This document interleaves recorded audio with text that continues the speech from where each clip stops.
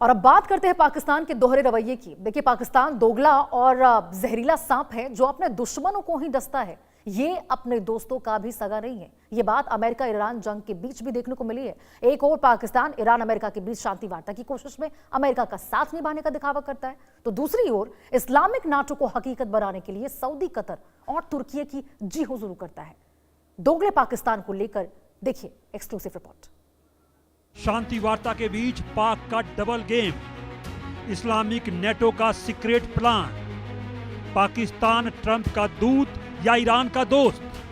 Middle east की राजनीति में पाकिस्तान अचानक बेहद एक्टिव दिखाई दे रहा है।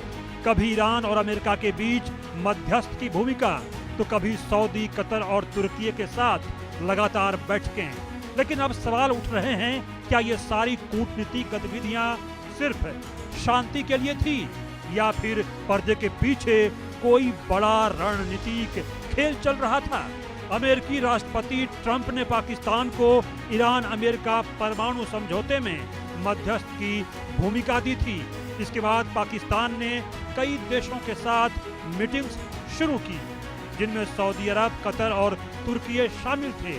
पाकिस्तान दावा करता रहा कि ये सब कोशिशें ईरान और अमेरिका को बातचीत की मेज तक लाने के लिए हो रही हैं। अमेरिका ने दी मध्यस्थ की भूमिका, पर्दे के पीछे अलग बैठकें, ईरानी प्लेन छिपाने का आरोप, इस्लामिक नेटो पर चर्चा के कैंप में बेचैनी बढ़ी।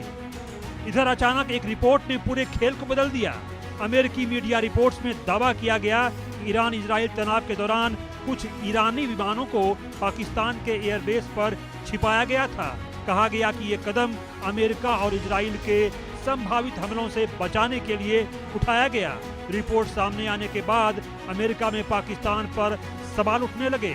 ट्रंप के करीबी माने जाने वाले अमेरिकी सांसद लिंडसे ग्राहम ने पाकिस्तान पर भरोसा तोड़ने का आरोप लगा दिया। हालांकि पाकिस्तान ने इन आरोपों को पूरी तरह खारिज कर दिया, लेकिन शक की सुई अब इस्लामाबाद की तरफ घूम चुकी है।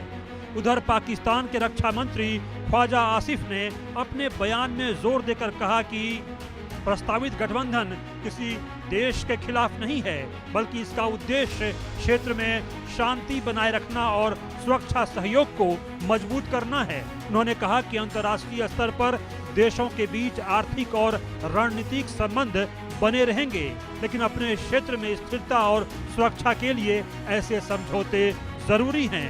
हालांकि संभावित इस्लामिक नेटो को लेकर अंतर्राष्ट्रीय स्तर पर चर्चा तेज हो चुकी है। सऊदी, कतर, तुर्की के साथ समझौता, रक्षा गठबंधन की तैयारी, ईरान संकट के बीच सक्रियता, मिडिल ईस्ट में नई धुरी, अमेरिका इजराइल की इससे चिंता बढ़ गई। भारी कर्ज में डूबा पाकिस्तान गल्फ देशों से निवेश, तेल और आर्थिक मदद चाहता है और इसके बदले वह सुरक्षा गारंटी और सैन्य सहयोग का कार्ड खेल रहा है।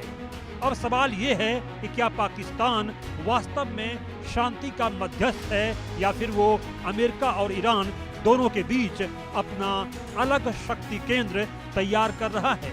क्या इस्लामिक नेटो मिडिल ईस्ट की राजनीति को पूरी तरह बदल देगा और क्या अमेरिका और पाकिस्तान पर पहले जैसा भरोसा कर पाएगा? फिलहाल मिडिल ईस्ट की इस नई चालबाजी ने वॉशिंगटन से लेकर तेल अवीव तक सबकी चिंता बढ़ा दी है। Bureau report, India news.